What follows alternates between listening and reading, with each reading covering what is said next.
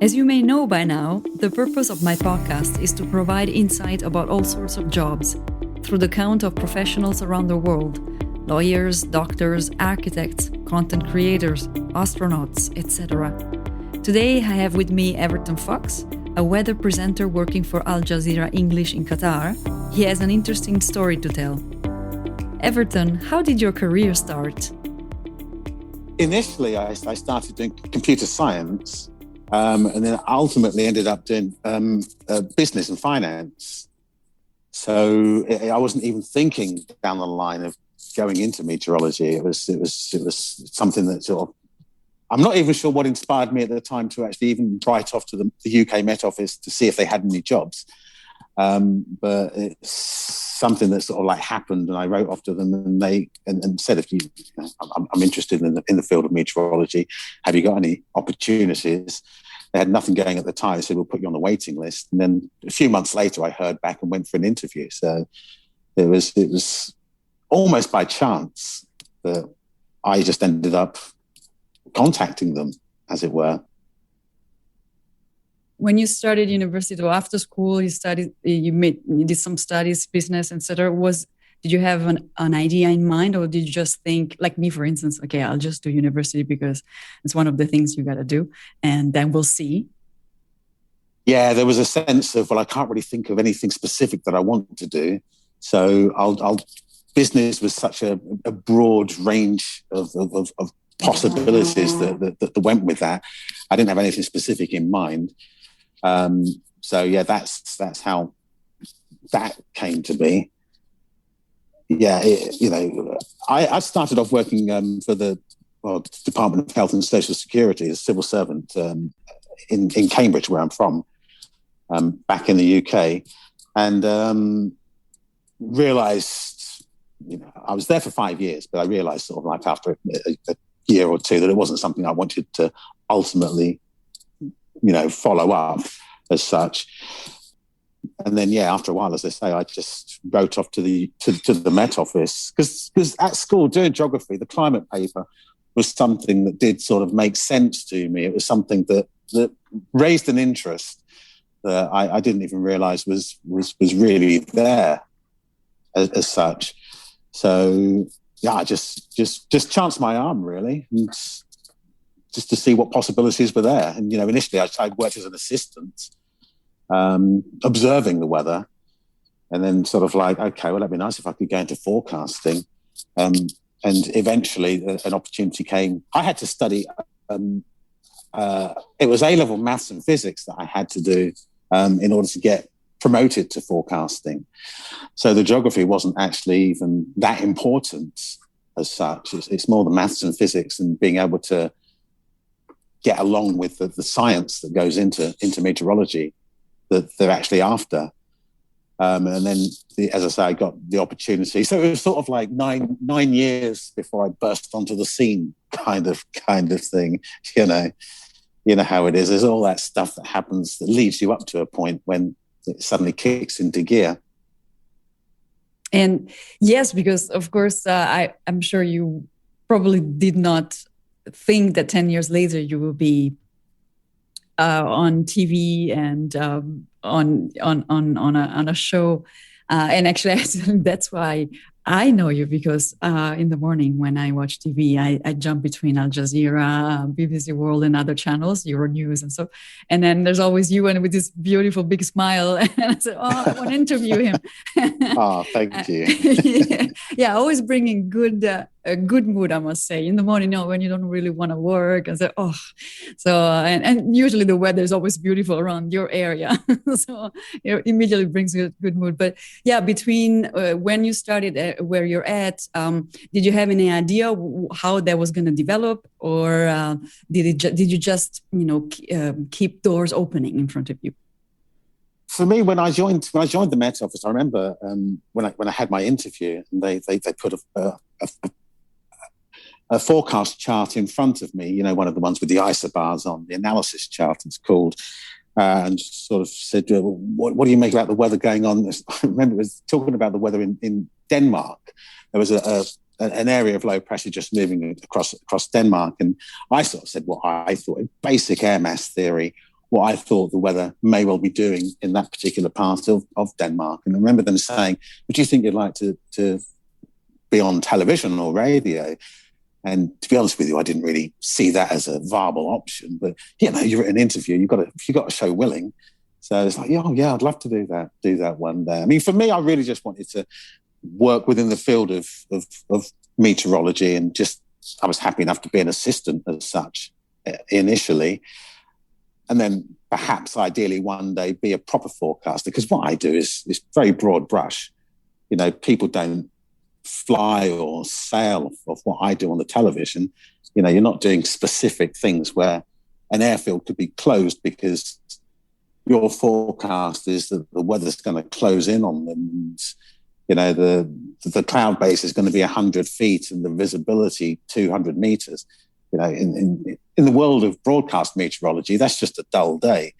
But from a flying point of view, you're not going to be able to land or take off under those circumstances. So I was just like, it'd be nice if I could just be a forecaster working with the Air Force or the Army or the Navy, just doing local forecasting within a 25-kilometer radius, as it was back then when I joined the Met Office. But it's when I went on to do my forecaster training, my tutors thought I might have an aptitude or an ability to broadcast on television. So it's like, okay, well, I'll give it a go. And I got put forward to go for a screen test with the BBC. And I never really thought that would really go anywhere, but you just give it a go. You've got nothing to lose, So I went along and said my piece. I'm pretty sure it was pretty awful what I actually did, because it's just nerve-wracking. You haven't got a clue what's going on there. You're just trying to just hold it together. But fortunately for me, they gave me the opportunity to have a stab at it. And, I was there for 7 years, and then I joined Al Jazeera, and I've been there for 14 years. So. Oh, yeah, that's quite a long time. So going back to the Met Office, you were talking about forecasting. So what are the different branches when you are a meteorologist that you can expect to work at? Well, initially, I mean, I come from southeast of England. As I say, Cambridge is my hometown, and there are lots of airfields there. And it was basically the military, the UK military, is the Met Office's biggest customer. So, from my point of view, I was looking at the possibility of working on an airfield and providing a forecast for that particular airfield. Initially I started off at Defence Research Agency in Bedford, where they had the Army and Navy and a few Air Force flights coming in and out of. And then I ended up going to Norwich Weather Centre. And that's more civil aviation that you're concerned with there. So you're doing things, say, like for the roads or for farmers or for civil flights as such. Or it might be the building industry. There's loads of industries that do actually require Met Office services, weather forecast. We used to have a thing called open roads back at the Met Office, where you'd be providing forecasts to say whether or not it was going to be icy, that sort of thing, so that the gritters would go out, and obviously they don't want to go out and grit the roads when you're not actually getting significant frost on it, that kind of thing. So there's plenty of little things that go to make up the possibility of requiring forecaster services. Farming's an obvious one, as I say, and farmers will often, they'll be requiring forecasts for 2 weeks, 3 weeks ahead, maybe even a long range forecast, 3 months to get a trend. The big supermarkets, of course, do we need to get our barbecues in this week because there's going to be a heat wave for Easter, or can we get our T-shirts off the shelf now because it's time to get the winter coats out? There's all of those little things that make it worthwhile to customers to actually pay for the service provided. So you wouldn't necessarily have to work in the forecasting, let's say in the broadcasting industry if you're a meteorologist, but also in other industries.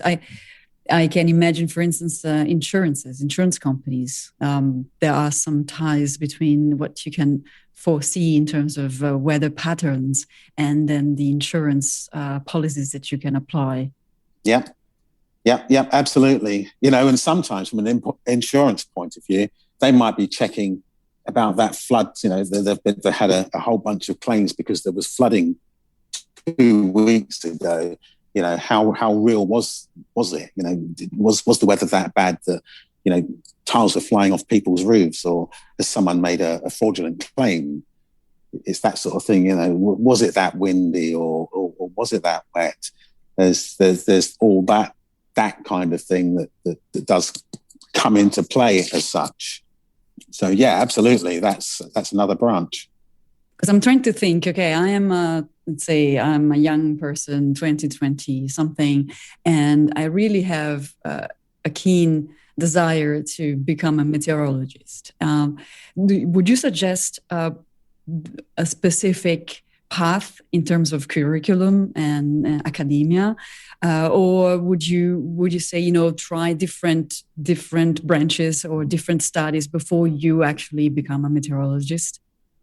Well, from the point of view of going into meteorology, as I say, it's the science that the science base you'd be looking to ensure.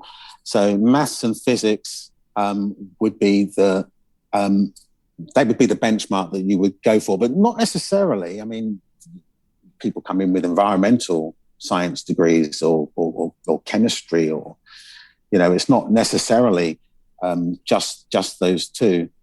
But those are the key ones as such. But as long as you've got strong enough science because you know how it is, it's one of those where you're the ability to stand up in front of a camera and sort of give an idea of what the weather's likely to do. It really does stem on having an idea of the science behind what's going on in the atmosphere above us. But our job as broadcast meteorologists is just to put it into bus stop languages. I like, do I need my coat today? Do I need my umbrella? Can I get my bikini out? Or, do I need my sunglasses? It's putting it down to that level. But, there's obviously having the ability to understand upper air charts and that kind of thing makes it easier for me. But so much of what we do today is based on forecast models and these big clever computers who do so much of the work for us. We learn the basics of forecasting, the fundamentals of how to forecast from looking at a chart. But for the longer period, you really are relying on the computer to give you a proper steer. With the computers as such, the accuracy has improved enormously. When I started, even when I started 20 years ago, the accuracy of a 3-day forecast probably compares to something like maybe a 12-day forecast that we see now, because the computers are that good. There's all those variables that are up there in the atmosphere. It only takes a slight deviation and it can quickly go wrong. But we've got so much more available, even in terms of the number of satellite pictures that are available. For example, when I first joined, it was all done on a wet fax. It was called Molfax. And they would come out every 3 hours.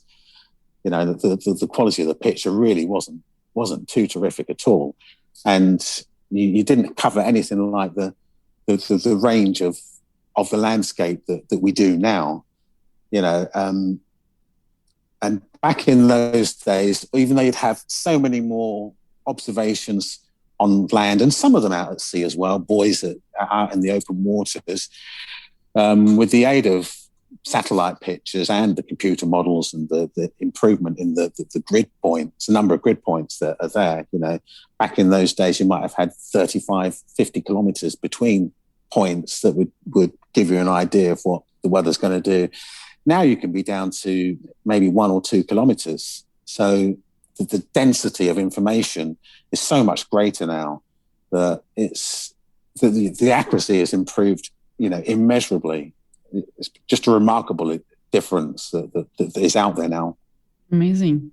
Do you need to learn about a specific software? When you do film editing, you have to know some specific software in order to read the weather. Do you need to also learn how to use specific software? Is it very important for people that are maybe less technology geeks?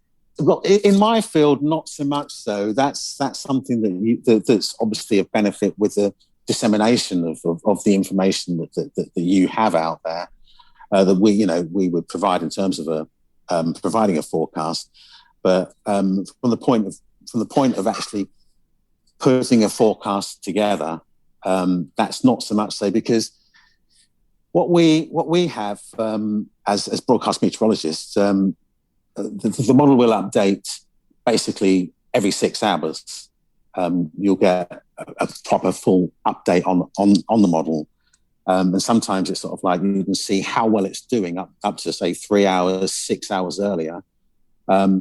Whereas with regards to actually how you use that information, it's more a matter of it's such a broad brush forecast that we actually give. But you can give a trend. You give a trend when you're broadcasting as such.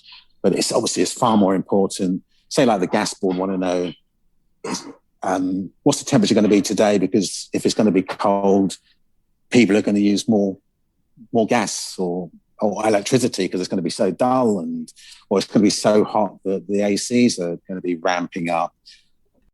That kind of thing. So the computer side of thing, that's provided by the clever guys in the background, and we just sort of like ride off their shirt tails and take the glory, as it were. Yeah, I see. It's like the production, right? Where the production offices, we are called the unsung heroes, because I used to work in production. That's why. And then you see, of course, the actors are the front end and the heroes. Absolutely, they make us look good, don't they? They just make us look good. They do all the hard work. They're the ones. They're the engine room. Yes, which brings me to the next question. If someone loves meteorology, loves to work at a news channel, but doesn't feel comfortable being in front of camera, what are his or her options in a team in the meteorology, for instance, weather forecast? Yeah, I mean, there are obviously lots and lots of people in that position who know way more about meteorology than I ever will. They're the ones who do all the clever stuff. There's loads of opportunities, the research and development kind of things.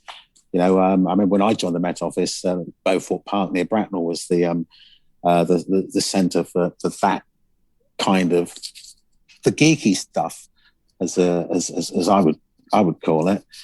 But sometimes and there's plenty of people who don't, as you say, don't have the confidence to stand up in front of the camera and explain what's going on as such. So there's lots of different opportunities to do that kind of thing. Provide the forecast that we use to help tell our story. I'm not sure what the numbers are now with the UK Met Office, but it's a massive organisation. The computer was the computer. It used to be the Cray computer that they had there back in those days. That was like one of the most powerful in the world. I think it's most powerful in Europe and about third most powerful in the world. The amount of information that has. So you've got people who are putting the information in that helps to collate a story, the weather forecast, as it were, all the number crunching, that kind of thing. And then you've got the support of the chief forecaster and the staff around him. What is a difficult part of your job that maybe people don't see? I suppose, that's like what I do at Al Jazeera, for example. I mean, I stand up, basically, I'm there for 1 minute, 1:15, and I stand up and have an idea of how I want to put my weather together. Sometimes the most, I don't know if difficult is the right word, because I've been doing it for so long that's, I'm not sure that it's not as hard as it was.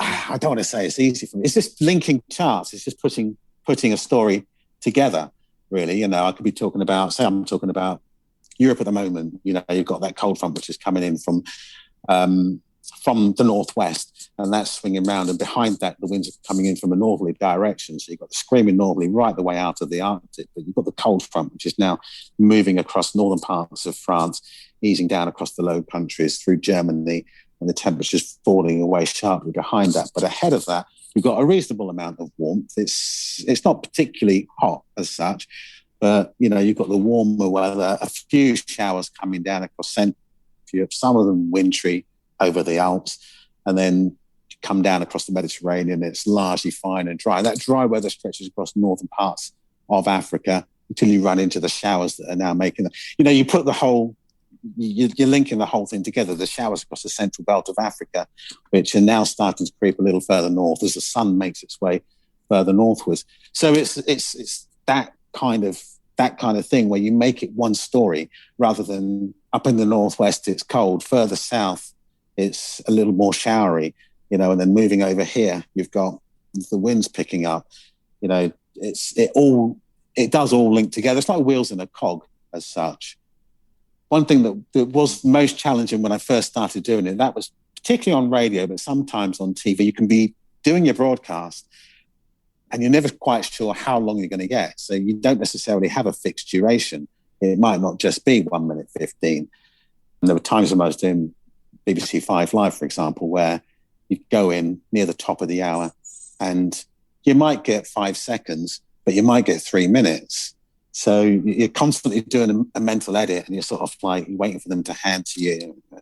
Well, I'm going to say if they hand to me now, what I'm going to say, and it's just having enough information in your head that you can put together as one single story, or if you might only have time to say 5 words. It's that kind of thing, So after a while, your earpiece, you can hear what's going on behind you, and the director's sort of like saying, "Okay, you're only going to get 5 seconds," or they might say you've got 3 minutes. Can you spin it out? That kind of thing's probably the trickiest bit. I'm sure, because if you have to say it rains in 5 seconds, it's fine. But if you have to say it over 3 minutes, you need to really be a good storyteller, I guess. Yeah. When the adrenaline gets flowing, it's amazing what comes out and how you can pull it together, and you can still hear people talking to you in your earpiece, or, we're not ready to go to the next package. Can you keep on? Can you go give us another 30 seconds? Or, it's surprising how it does. It can come together after a while. It doesn't always, but.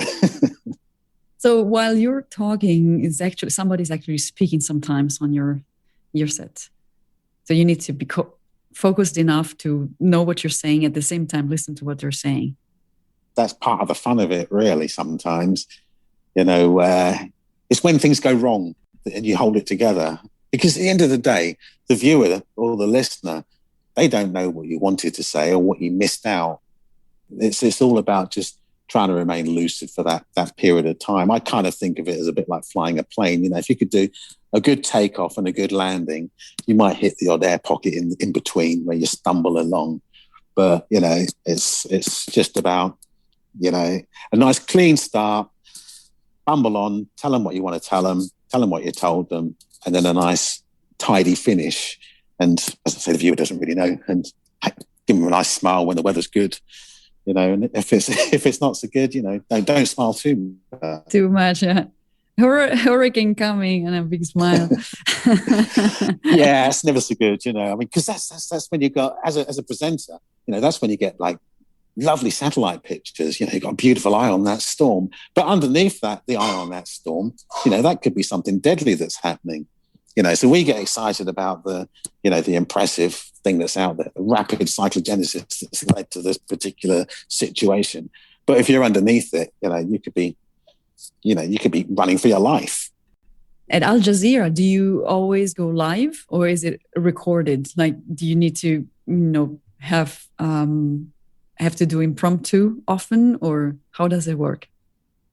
It's a bit of both. Under normal circumstances, at the moment, we're because of the pandemic, we have run short on staff, so we're a little understaffed. So we're just doing recordings at the moment. But when we're fully up to staff, we normally do a couple of lives a day, and you'll focus on, I don't want to say the most impressive weather, but say like the liveliest weather that may be out there of interest to the viewers. And obviously it's things like hurricanes and tornadoes and, tropical storms that are usually the one. But sometimes it could be about, this lovely warm spell that's going on, or, the extreme heat in a certain place. And you might be able to talk a little bit about climate change, for example, if you've got a certain amount of time, which is what's leading to the flooding in this particular part of the world, or, that kind of thing. So it's a bit of a mixed bag.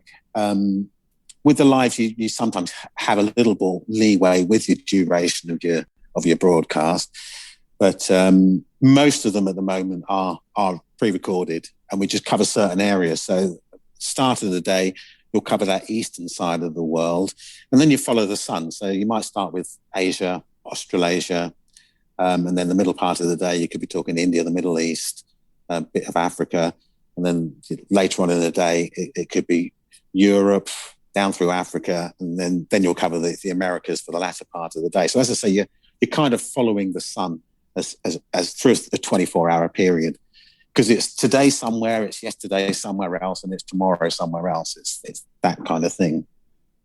For someone who would like to actually be a weather presenter like you, what do you recommend or suggest that they do in order to start? Because you were mentioning that you applied at the Met Office, not knowing what was going to happen, and then look where you are, 15, 20 years later. What could people do in order to become presenters? Normally, with regards to becoming a presenter, again, I'm focusing this on from a UK point of view. For example, normally it would require that science-based education. And from my point of view, as I say, I didn't actually come in with a high enough level of maths and physics, science, in order to do that. So I studied part-time while I was still working with the Met Office. So I started off as an assistant and then got promoted to forecaster. But if you come in with, a science degree now, then there's every possibility that you may well be able to go into forecasting. And that entails doing the forecaster foundation course. So, you'd apply to the UK Met Office and with relevant qualification, and all being well, you'd end up doing a forecasting course, which I'm assuming it's the same as it was then. It's 6 months to do the initial forecasting course, and then there was 7 months on the job training. I did my RAF Marham in Norfolk with they got the fast jets there. And then go back to the Met Office College and do the advanced forecasting course. So it's about 14 months altogether.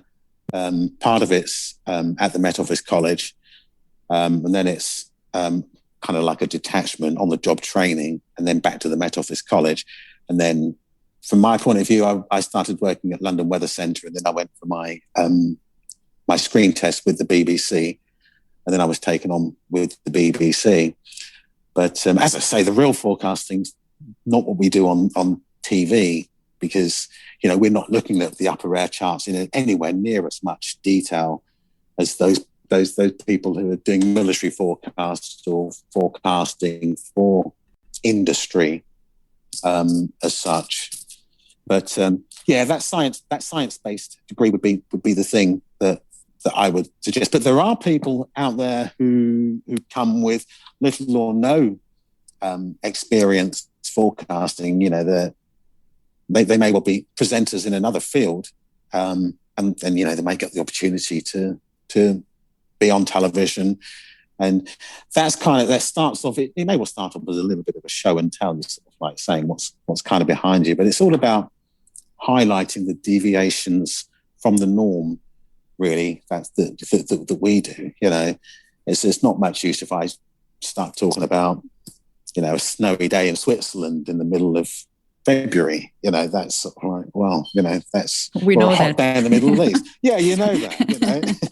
But if it's 22 degrees in Zurich in January, then that's that's a bit of a standout. Mm-hmm. It's that kind of thing. And sometimes the most important thing is, so like back home in the UK, people want to know if you missed when it's, when snow's coming, that's when you get it in the neck. So, you didn't tell us it was going to be snowing, that sort of thing. Or in the Middle East, you didn't tell us it was going to be raining today. Those are the things that people pick up on.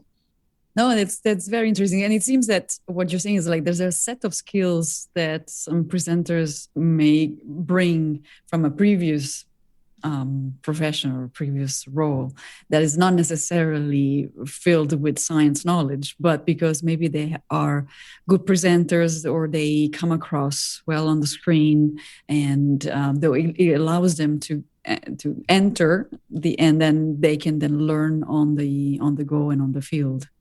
Yeah, absolutely. There's always the exception to the rule. As I say, the science thing is the key one, but it's not the only way.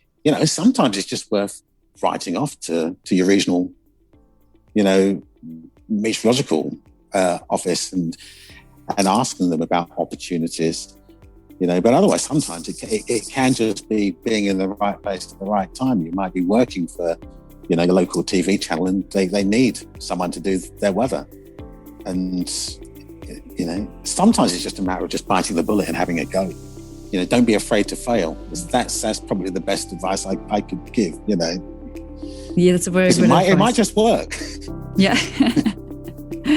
What is there to fear, right? If it works, great. If it doesn't work, you can start. At least you know. At least you know, yeah. Better probably than regretting not trying. Have you checked out my earlier episodes? Line Producer, Episode 9. Rally Organizer, Episode 10. Content Creator, Episode 2. Photographer, Episode 7. Let me know what you think. Bye!